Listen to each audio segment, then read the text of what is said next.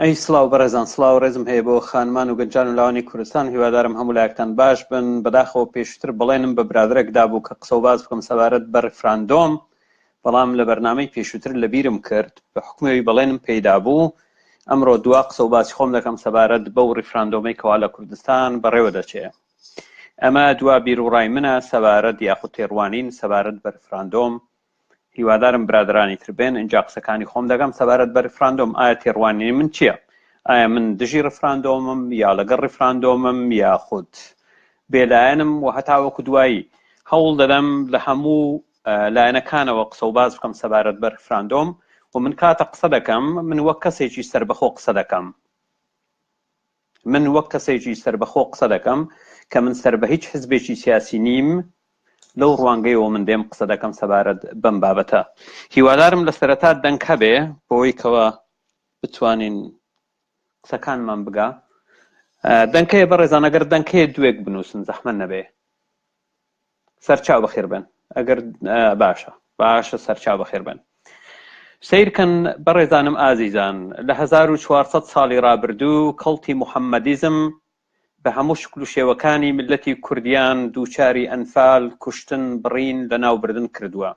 هەر لە شاڵاو بۆ سەرگەلی کورد لە کوردستانی باشوور، 73 شاڵاو بۆ سەر ئێزیدیەکان، شاڵاوی ئیمپراتۆریەتی عوسمانی یەک لە دوای یەک، و هەروەها 100 ساڵی ڕابردوو جینۆسایدی گەلی کورد لەلایەن تورکەکان و لەم دواییانە لەلایەن دەوڵەتی ئیخوانیەکانی تورک، و هەروەها لەلایەن دەوڵەتی ئیسلامی لە کۆماری ئیسلامی ئێران، و هەروەها لەلایەن حکوومەتی یەک لە دواییەکانی عێراق، و هەروەها لەلایەن سەدام حوسێن کەوا ئەهلی سوننە و جەماعە بوو، ئەنفالی گەلی کوردی کرد.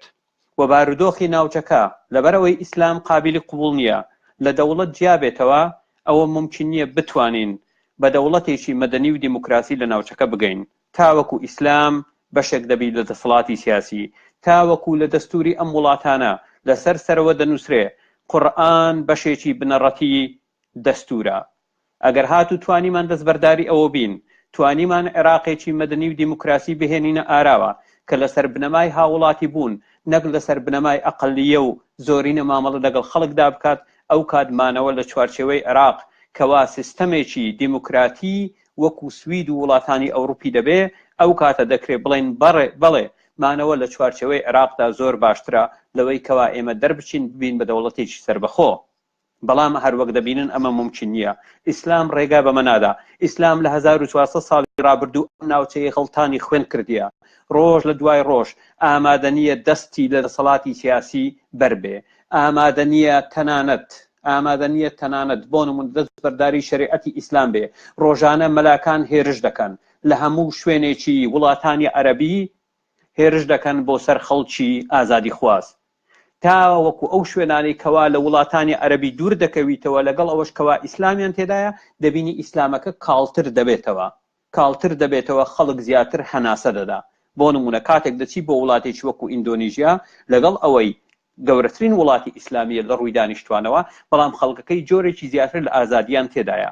تا ئەو کاتەی زیاتر نزیک دەبیتەوە لە وڵاتانی عەرەبی و لە دورگەی عەرەبی، دەبینی لەگەڵ ئەوەش خەڵکەکەی کەوا هەست و نەستی مەدەنیانەیان هەبێ، بەڵام ناتوانن مامەڵە بکەن، هاتوچۆ بکەن، هەڵس و کەوت بکەن، چکە ڕێگایان پێنادرێ. لەو ناوچەیە ممکن نییە نە لە عێراق، نە لە تورکیا، نە لە سووریا، نە لە ئێران ئاوا بە ئاسانی ئیسلامیەکان دەستبەرداری شەریعەتی ئیسلامی بن، بە ئاسانی ڕێگا بدەن کەوا ئاین لە دەوڵەت جیابێتەوە. تا ئەو کاتەی کە ئاین لە دەوڵەت جیا نابێتەوە، ممکن نییە تۆ بتوانی لەسەر بنەمای یەکسانی، لەسەر بنەمای مواڵەتە و هاوڵاتی بوون بتوانی ژیان بکەی. مادام تۆ نەتوانی ژیان بکەی، و مادام لەسەر بنەمای تێڕوانینی ئیسلامی و شەریعەتی ئیسلامی دەبێ ئیسلام کار بکات لە پێناو بەهێزکردنی عەرەب و لاوازبوونی عەرەب دەبێتە هۆی لاوازبوونی ئیسلام، ئەوە هەموو شتێک دەبی تۆ لە پێناو عەرەب ئەنجامی بدەیت. من کەسێکی ناسیۆنالیست نیم، بەڵام تۆ ناتوانی فاشیزمی موحەممەدیزم جیا بکەیتەوە لە فاشیزمی عەرەبی. ئیلهام بە یەکتر دەدەن. هەر عەرەبێک دەگری کەوا موسڵمانە فاشیستێکی عەرەبیە، هەر عەرەبێک دەگری کەوا بڕوای بە ئیسلام نامینێ دەبینی موسڵمانێکی محتەرەم و جوان و ڕێکوپێشی لێ دەرەچی. ئەمە واقعیەتە. لەبەر ئەوە دەبینی نە لە عێراق نە لە تورکیا نە لە ئێران نە لە سووریا تۆ ممکن نیە بتوانی لەسەر بنەمای هاوڵاتی بوون مواطنە لەگەڵ تاکی عەرەب و تاکانی تری کۆمەلگا بژی. کە ئەو کاتێک لە چوارچەوەی عێراق دەبینیتەوە تۆ کەمینەی ئەوان زۆرینەن. وە کاتێک تۆ کەمینەی واتە لە خێر و بەرەکەتی خۆیان تۆزەک مافت پێدەدەن و هەمیشە تۆ هاوڵاتی پلە دوو دەبی.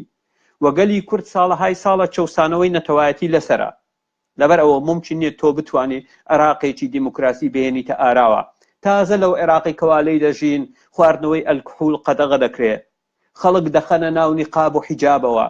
و لە تورکیاش بەرەو خراپتر دەڕوا هەروەک دەبینن ڕۆژانە گەلی کورد بردومان دەکەن دەکوژن دەبڕن.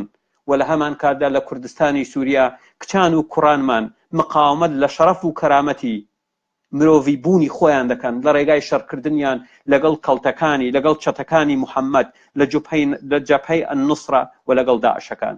لەبەرەوە تاکە ڕێگا بۆ گەلی کورد بۆ ئەوەی لەم جێژاوە دەربچێ و هیچی تر زوڵم و ستەمی نەتەوایەتی لێ نەکرێ و بتوانی کەرامەتی خۆی بجێڕێتەوە وەک مرۆڤ بژی پێکهێنانی دەوڵەتی سربەخۆی کوردستانە. ئەمە هیچ گومانی لەسەر نییە. پێکهێنانی دەوڵەتی سربەخۆی کوردستانە. بەڵام یەک پرسیار هەیە لێرەدا دێتە ئاراوە.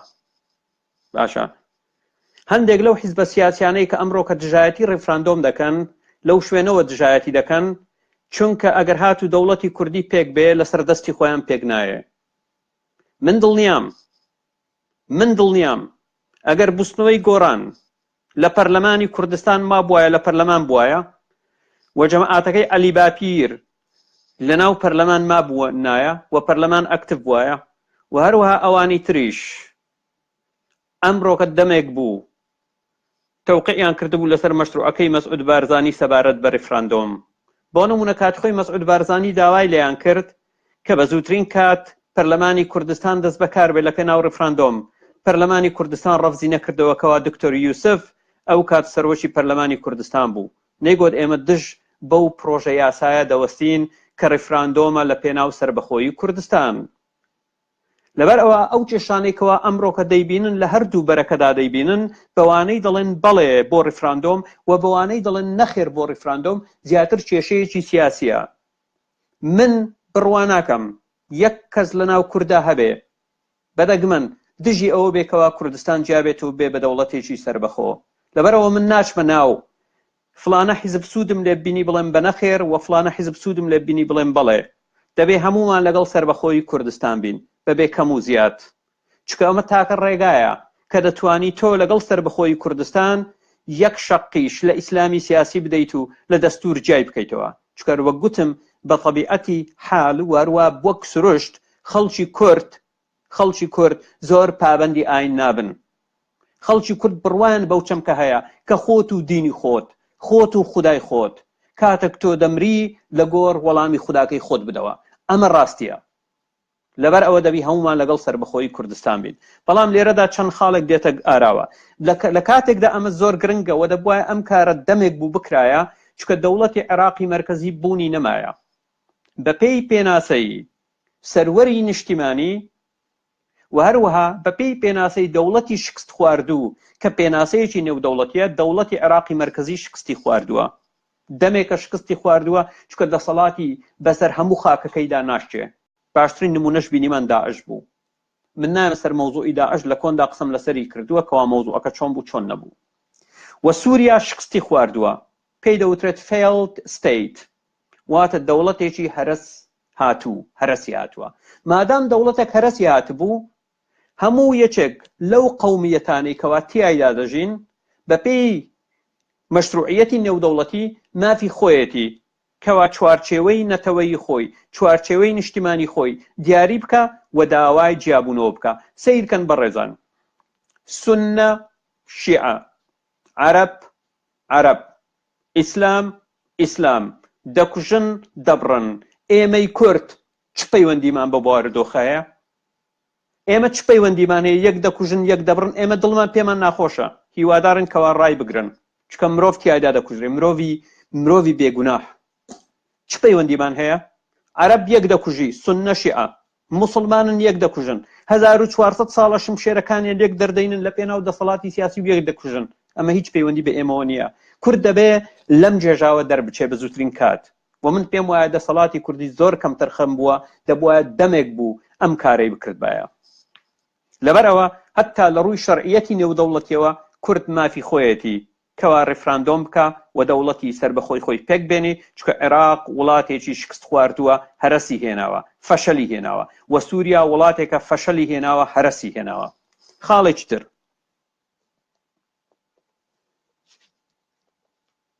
ئەوی دێتە ئاراوە ئایا سەبارەت بەو ڕێفراندۆمە، چکەوە زۆر گرنگە ئەم خاڵە، ئایا دەسەڵاتی کوردی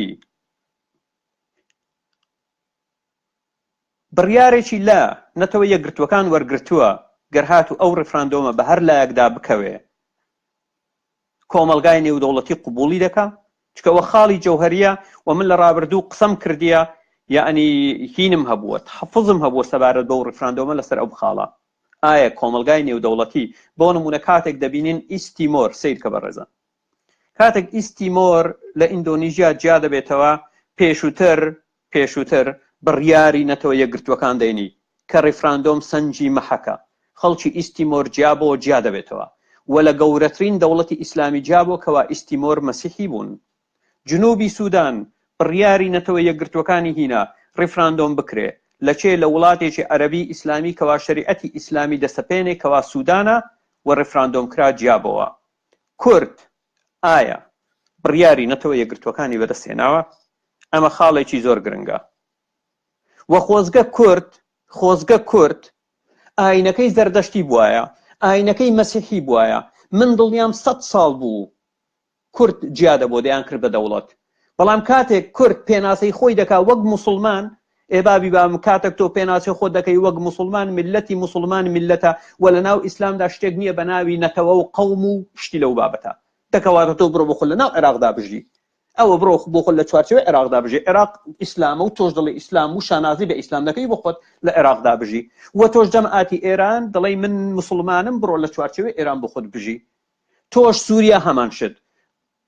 من دڵنیام ئەگەر هاتوو ئاشووریەکانی کوردستانی خۆمان ئەغلەبیەبان دەمێک و دەوڵەتیان بۆ دروست دەبوو. باشترین نمونەش جنوبی سوودانە و هەروەها ئیستیمۆرە، چکە دەزانن زوڵم و ستەم لە ئاینەکانی تر دەکرێت، بەڵام ئەگەر هاتوو خۆت بڵێ موسڵمانم و پابەندی بە ئیسلام، زوڵم و ستەمە لەسەر ناکرێت و ئەو زوڵم و ستەمەی لەسەرت دەکرێت دەبێت قبوڵت بێ. ئەمە خاڵێکی جەوهەریە. و خاڵی تر من ئایا پرسیاری من ئەوەیە ئەگەر هاتوو مەسعود بارزانی لەگەڵ هەموو ناکۆچیەکانم لەگەڵ پارتی دیموکراتی کوردستان بێتە سەر کەناڵی تەلەڤیزیۆن بڵێ لەگەڵ ڕێفراندۆم ئەگەر هاتوو ئەغلەبیە دەنجیان بە بەڵێدا، و من دڵنیام دەنگ بە بەڵێ دەدرێ، ئەوە من ئەعلانی دەوڵەتی کوردی دەکەم، پشتیوان عەبدوڵڵا بە هەر پەنجە بۆی تەوقیع دەکا. و ئەگەر هاتوو کوردستان ڕووبەڕووی هەڕەشەی دەرەکی بۆەوە، پشتیوان عەبدوڵڵا دەگەڕێتەوە بەرگری لە خاچی کوردستان دەکا. ئایا ئامادەیە ئەم کارە بکە؟ ئەمە زۆر گرنگە. مەسعود بارزانی بابێ بۆ سەر کەناڵەکانی تەلەڤیزیۆن بڵێ ئەی خەڵکی کوردستان، ڕێفراندۆم دەکرێ، من مەسعود بارزانی نەبم، کوڕی مەلا مستەفا نەبم، ئەگەر هاتوو لە خیلالی 72 کاتژمێر دەوڵەتی کوردیم ڕانەگەیاند. نەک ئەوەی وەکو ڕێفراندۆمە کۆنەکە بکرێ کاتێک دەکرێت بەهێزەوە بچی بۆ بەغدا بڵێ من تۆزێک ئیمتیازاتی زیاترم دەوێت ڕاستیەکەی، من 125 پارەی نەوتم دەوێت. چکە ئەگەر هاتوو ئەو گاڵتە جاڕیە بە خەڵک دەکەن با بزانین. ئەگەر ئەو گاڵتە جاڕیە بە خەڵک دەکەن با بزانین. و ئەگەر هاتوو مەسعود بارزانی بە جددیتی ئەو مەوزوعە، من بەش بە حاڵی خۆم بە هەموو خلافاتەکانم لەگەڵ پارتی دیموکراتی کوردستان بە هەر پەنجە بۆیان تەوقیع دەکەم. و ئەگەر کوردستان دووچاری هەڕەشەی دەرەشی بوو، من دەگەڕێمەوە بۆ کوردستان. ئەوە بەڵێن بێ لە پشتیوان عەبدوڵڵا و بۆتان. با مەسعود بارزانی بابێتە سەر کەناڵی تەلەڤیزیۆن ئەم ڕاگەیانە بدە، چکە من دڵنیام ئەگەر هاتوو مەسعود بارزانی ئەم ڕاگەیانەیدا، من دڵنیام تەنانەت بەرەی نەخێر شکست دێنێ دەست بەجێ. بڵێ من کوڕی مەلا مستەفای بارزان نەبم، ئەگەر هاتوو لە خلالی 72 کاتژمێر لە ڕیفراندۆمەکە ئەگەر هاتوو خەڵک بە بەڵێ دەنجیدا من ئیعلانی دەوڵەتی کوردی نەکەم، بابێتە سەر کەناڵی تەلەڤیزیۆن با ئەم قسەیە بکە، با گاڵتە بە چارەنووس، من ناڵێم گاڵتە دەکەنیان نا، بەڵام با گاڵتە بە چارەنووسی خەڵک نەکرێ. ئەوە تێڕوانی منە. لەبەرەوە من بە ئاسانی ناڵێم بەڵێ یا نەخێر. من ئەگەر هاتوو و هەروە گوتم کێشەی حیزبەکانی تر چییە؟ نانەوێ مەسعود بارزانی ئەلانیکە، دەیانەوێت ئەو مۆزوع بەدەستی خۆیان بێتە دی. لە ڕوانگەی منەوە کێشەنی ڕاستیەکەی مەسعود بارزانی وێچێتی ئەلانی دەکەن، کەسێکی تر ئەلانی دەکا، بەڵام لە بڕیارەکەیان ڕازگۆ بن، نەک لە پێناو ئەوەی بەهێز و دووبارە بستنە بەغدا بڵێ فەرموو خەڵک بڕیاری داوە ئیمتیازاتی زیاترمان دەدەنێ یا ئەلانیکەن وەک فشار بەکاری بێنن. ئەجینا من لەگەڵ ڕێفراندۆمم، من لەگەڵ بەڵێم دەبێ دەربچین، لەو جێژاوەی تیایدا کەوتین دەربچین، و ئەگەر هاتوو دەوڵەتی کوردیمان پێکینە دەتوانین زۆر بە ئاسانی ئیسلام لە دەوڵەت جیاکەینەوە، یەک شەقی مێژووی لێ بدەین. هەر لەبەر ئەوە جەماعاتی عەلی باپیر، یەکگرتووەکان، هەموو ئەوانە لە دڵەوە حەز ناکەن بە جیابوونەوەی کوردستان لە عێراق، و هەر لەبەرەوەش دەبینی کەسانی وەکو ئەو مەلایە فەڵەستینیی دامنا، عەدنان ئیبراهیم، هەندێ مەلای تری سعودیا، هەندێ مەلای تری عێراق، هەمویان لە موسڵمانێکی عیارە 24 لەگەڵ هاتنە ئاراوەی مۆزوعی ڕیفراندۆم بوون بە فاشیەکی عەرەبی عیارە 24. هەر هەمویان بوون بە فاشێکی لەبەرەوە ئەوە تێڕوانی منە. و خاڵێکی تریش زۆر گرنگە، ئایا پشتیوانی ئیسرائیل بەدەست هاتووە؟ چکە زۆر گرنگە، لۆبی ئیسرائیلی نێودەوڵەتی زۆر گرنگە، هەم لە ئاستی نەتەوە یەکگرتووەکان، لە ئاستی ئەمریکا، لە ئاستی وڵاتانی ئەوروپی.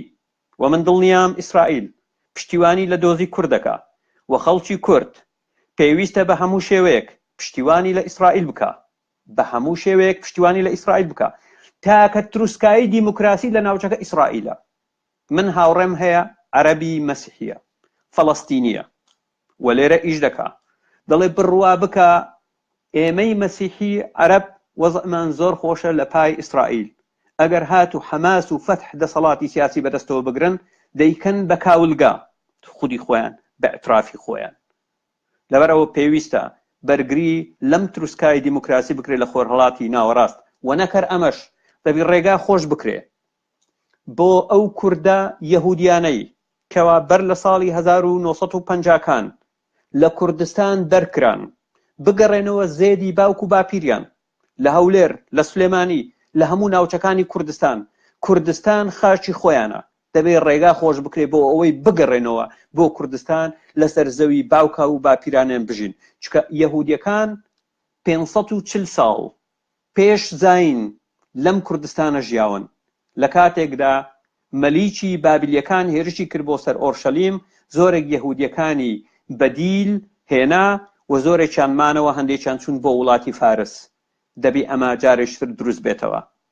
ناکرێ ئێمە لەبەرەوەی عەرەب کێشەی هەیە لەگەڵ ئیسرائیل لەسەر مەسەلەی فەڵەستین ئێمە بین بە تەرەفێک لەگەڵ عەرەب دژایەتی ئیسرائیل بکەین. نەخێر، ئەمە هەڵەیەکی زۆر گەورەیە، و تەنانەت بە گوێرەی قورئانەکانی موحەممەد و دەقەکانی قورئانەکەی موحەممەد ئەم خاکە خاچی بەنی ئیسرائیلە، تەنانەت هەموو میسر تاوەکو باکووری سوودان، تاوەکو دێک کوێت فنیتۆ دەبی، باکووری سعودیە دەڕوا، ئوردن دەڕوا، لوبنان دەڕوا، سووریا دەڕوا، بەشێکی عێراقیش دەڕوا، بە پێی دەقەکانی قورئانەکەی موحەممەد من بەرنامەم لەسەری کردووە. واتە بە پێی قورئانەکەی موحەممەد تۆزێک واوەی نیلیش من نیل لە الفرات سیرکە، لە نیلەوە بۆ فرات، ئەمە خاچی پیرۆزە، ئەرض المقدسە، هی ئیسرائیلە. تەنانەت ئیسرائیل ئێستا لە شوێنێکی بچووک ماونەتەوە لەوێش نایانەوێ وازیان لێبینن. سەیری ئەم عەقڵیەتەی بکە.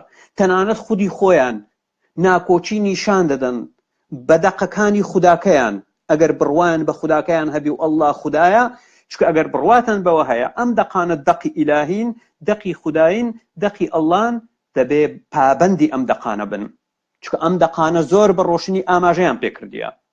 و تەنانەت دەڵێ کاتێک فیرعەونیەکانی لە ناو بەحر سووتاند، دەڵێ خاک و مڵک و ماڵ و باخچەی فرعەونیەکانمان دابەن بەنی ئیسرائیل. فرعەونیەکان لەکوێ بوون؟ لە میسر نەبوون، واتە میسریش خاچی بەنی ئیسرائیلە. باشە، جگە لە فەڵەستین و سووریا و هەتاوەکو دوایی ئەمان هەمووی خاچی. لەبەر ئەوە دەبی مەمنون بن نانێک بخۆن کەوا فەڵەستین ئیسرائیل تەنها لەو منتیقەیە بۆ خۆی دانیشتووە خۆتان بێدەنکەن ڕۆژانە ئیهانە و سوکە. و من بم ڕاستەکەی دەیکەم بە پرۆژە یاسایەک لە هەرێمی کوردستان، هەر کەسێک لە مزگەوتەکانی هەرێمی کوردستان ئیهانە و سوکایەتی بە مەسیحی، بە زەردەشتی، بە یەهودی بکە، بۆ ماوەی 6 مانگ دەیخەمە ژوورەوە و اینجا دەری دێنم و فنی تۆی دەکەم لە ئیشی مەلایی. بڕۆ بۆ خۆت ئیشێکتر بدۆزەوە. محەممەد کێشەی هەبووە لەگەڵ یەهودی لەبەر ئەوەی ژنێکی خەیبەر ژەهر خواردی کردیە، تۆ 1400 ساڵ دەمانگەڕێنێتەوە دواوە دەتەوێت ئەم عەداوەتە سەر نوێ بکەیتەوە. ئێمە خزمەتکاری باوکتین، هەی گەوچ. لەبەر ئەوە ئەگەر هاتوو سەرۆشی هەرێمی کوردستان یا مەسعود بارزانی سەرۆشی پارتی بێن لەگەڵ جەماعەتی یەکێتی نیشتیمانی کوردستان بڕیار بدەن لەسەر تەلەڤیزیۆن بەر لە ڕیفراندۆمەکە بڵێن ئاکامی ڕیفراندۆمەکە هەرچێک بێ ئێمە پابەندی دەبین. ئەگەر هاتوو ڕیفراندۆمەکە بە بەڵێ کۆتایی هات، ئەوە ئێمە لە خیلالی 72 کاتژمێر ئیعلانی سربەخۆیی دەکەین و یەکەم خیتابی مەسعود بارزانی لەسەر تەلەڤیزیۆن بە ناوی ئێرە دەنجی کۆماری کوردستانە. ئێرە دەنجی کۆماری کوردستانە. شڵەوێ با قسە بکە. ئەگەر هاتوو ئەم قسەی کرد، ئەوە هەموو کەسێک نامەر دەبێ کە بڵێ نەڵێ بۆ ڕیفراندۆم، بڵێ نەخێر بۆ ڕیفراندۆم. ئەمە واقعیەتی مەوزوعەکەیە و هیوادارم کەوا بتوان کارێکی لەم بابەتە بکەن. من قسەیشترم نییە سەبارەت بەو بابەتە. وەر کەسێک پێم بڵێ لەو بارودۆخێستا دڵێ بەڵێ یان نا من مەشروتە بەڵێم بۆ ئەو مەوزوع ئەم مەشروتە، چکە من خوێندنەوەی سیاسی خۆم هەیە.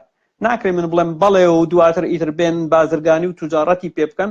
ئەگەر هاتوو بە فعلیانە بۆ پێکەنانی دەوڵەتی سەربەخۆ بابێ بڵێ من پابەند دەبم و ئەعلانی دەوڵەت دەکەم لە خلالی 72 سەعات.